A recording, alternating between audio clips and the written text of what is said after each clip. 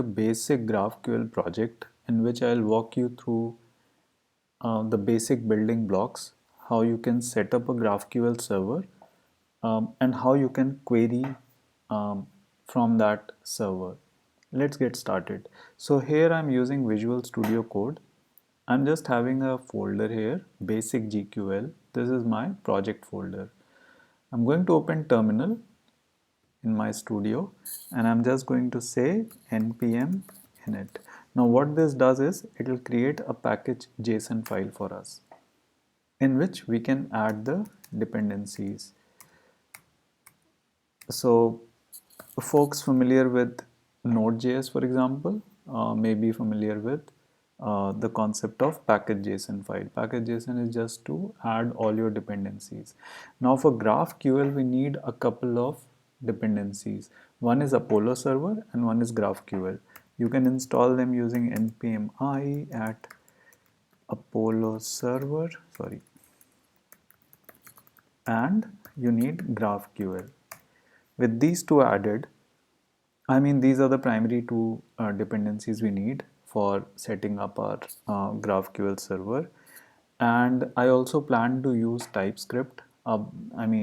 Pretty basic stuff, nothing fancy. Feel free to just work with simple JavaScript. That's also totally fine. But TypeScript is a basic static checker for your JavaScript code. So that's the reason I want to use TypeScript. And this project can work without that as well, just for clarification. So once our dependencies are installed, let me open the package JSON. You will see Apollo server and GraphQL. This is the version I'm working with. For TypeScript, I am already having this command, so I'm just going to use this types node and TypeScript, and these are dev dependencies. So I'll quickly add these.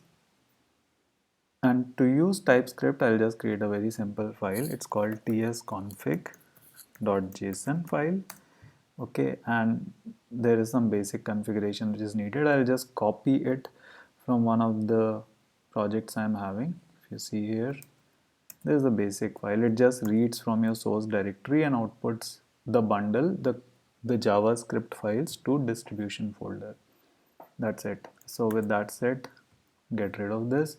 I'm going to create a new source folder in which we are going to work with GraphQL stuff finally. So I'll add a new file, app.ts. Now, like I mentioned, you can also use JS, totally fine, but I'm using TypeScript. It's like good for static checking, so you make less errors. That's the only reason. So with this file, we are going to do quite a few things. So with GraphQL, there are a few concepts, right? In my intro video, I talked about schema and I also talked about resolvers. These are the two building blocks. So what is schema? So first thing is you need to define the schema. What do we mean by schema? If you're familiar with databases, you know that a schema is a schema represents the data that you have, right? It represents the structure of your data. So for our use case, I'll take a very simple example that I'm having books, right? I have a collection of books and each book has a title and say an author. Okay, now how do we represent this? So this is done via a schema. How do we write a schema in GraphQL? So you have types in GraphQL, and this is just a blueprint of your data, like you do in database, right? You have a set of tables. So just like tables, you have types here. So I'm just going to write type devs and tilde sign, not tilde, but this sign, and then you are going to add hash GraphQL. Now I need to import a few dependencies here. Let me do that. One is our Apollo server. Okay, so from Apollo server, so this will give us couple of things. Let's import Apollo server. The other is GraphQL. Sorry, from GraphQL, right? So let's see what all is here.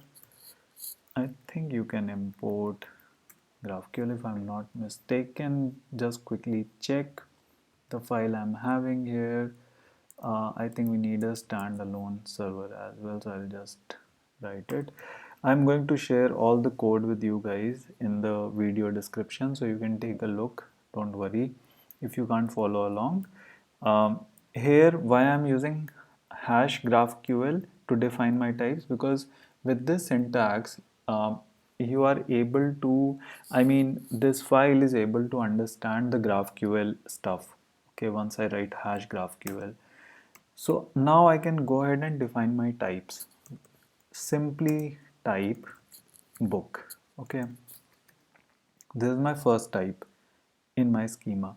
And what does my book has? My book has title, for example, and it's of type string. Now this is another interesting thing. When you define types, all the fields that you define as part of type can be one of the acceptable types. What are the acceptable types? For example, it can be a string, it can be a number, it can be a boolean, like you have in any programming language, right? You have a set of types here as well. Scalar types or object types. Object type, like say I want to define a relation. For example, I can have another type like author, right? For example, I have another, you can think of it like a table. So I have two tables. I have a book table and I have author table. Author has a name, for example, and name field is of type string. Now I can associate these two, right? So I can just say author and it's of type author.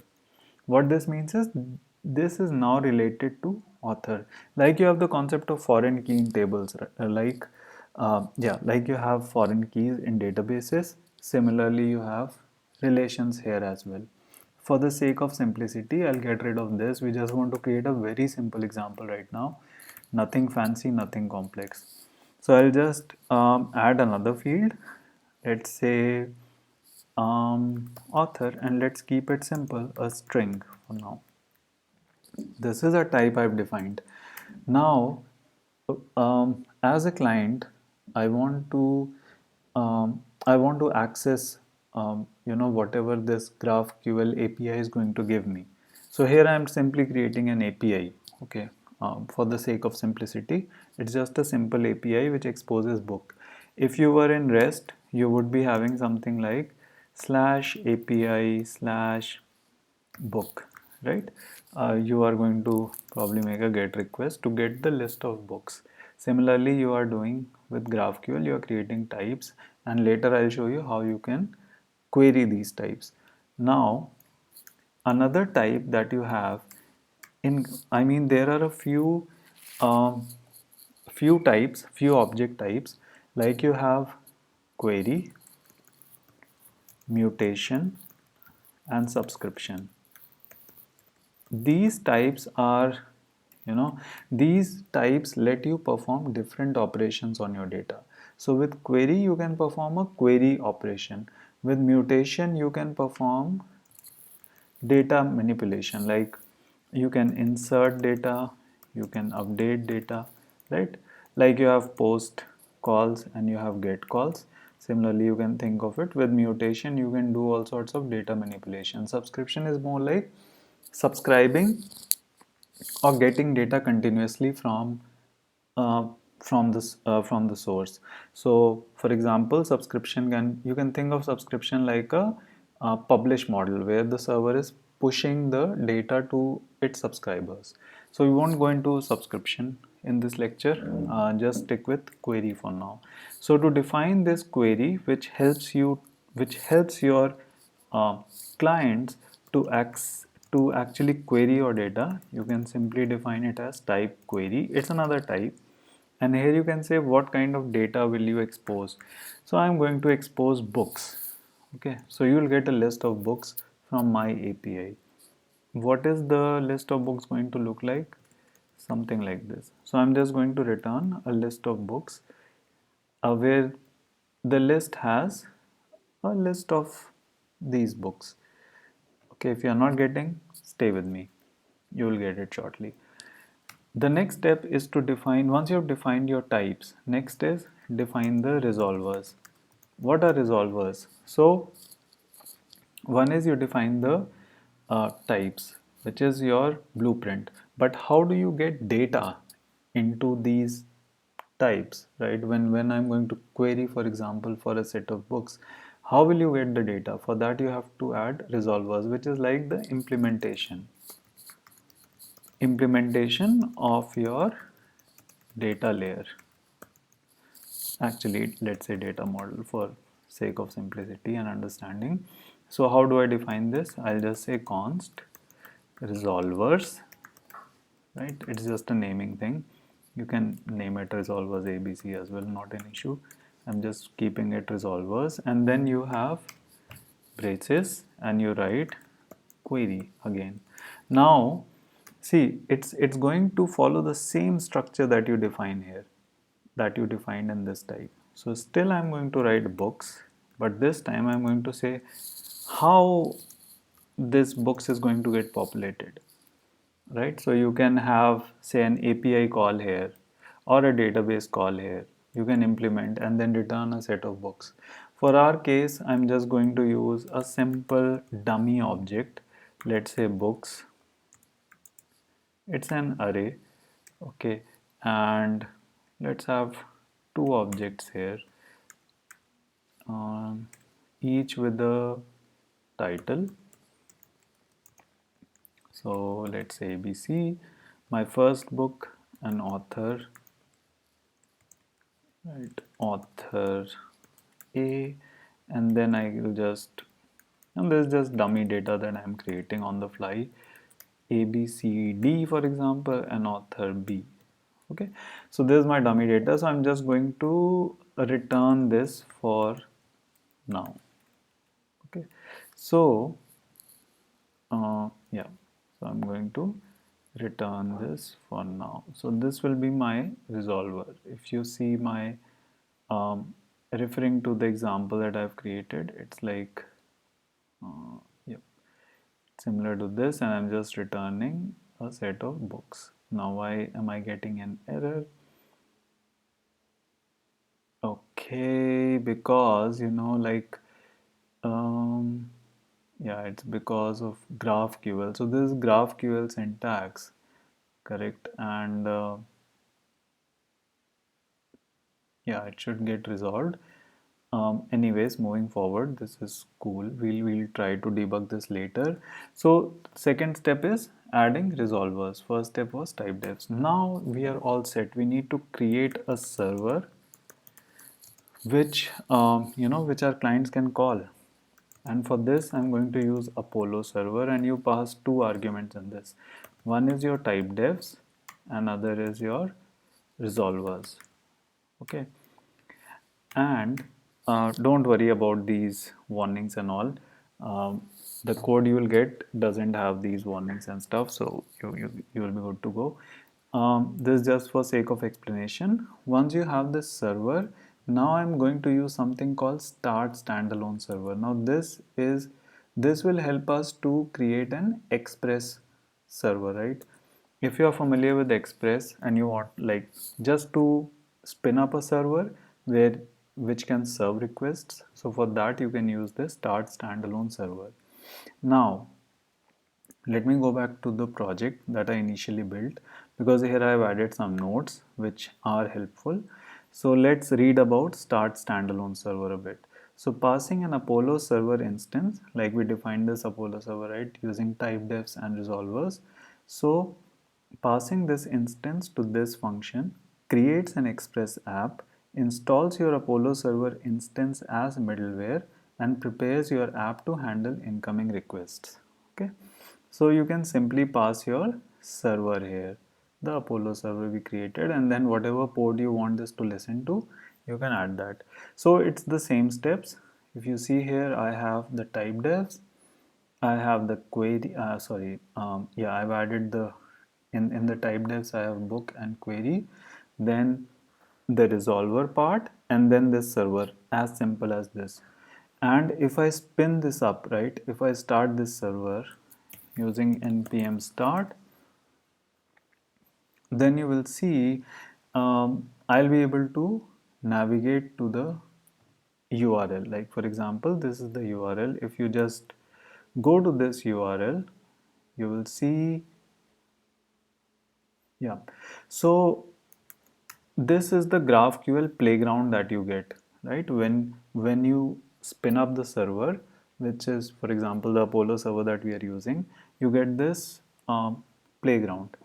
How do you use this, right? So it's pretty simple actually.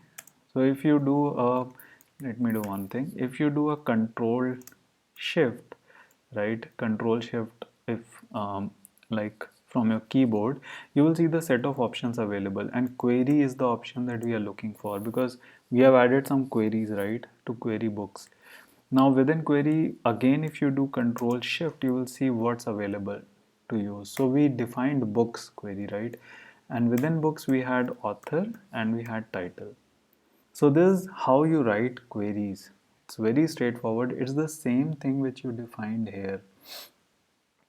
If you go back here in your type devs, you will see you defined query, which, I mean, your query is actually helping you to get a set of books. That's what you are giving here. And then what do you want in your response? You can specify. So each book has an author and a title. Now if I run this, you'll see I get back both the books that I have.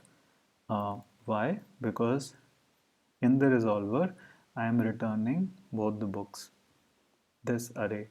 Now, coming back, if you don't want, for example, title, you just want author, well, good. You just specify author and you'll get that back. So this solves the problem of overfetching. If, for example, I don't need, I need selective data, I can specify that.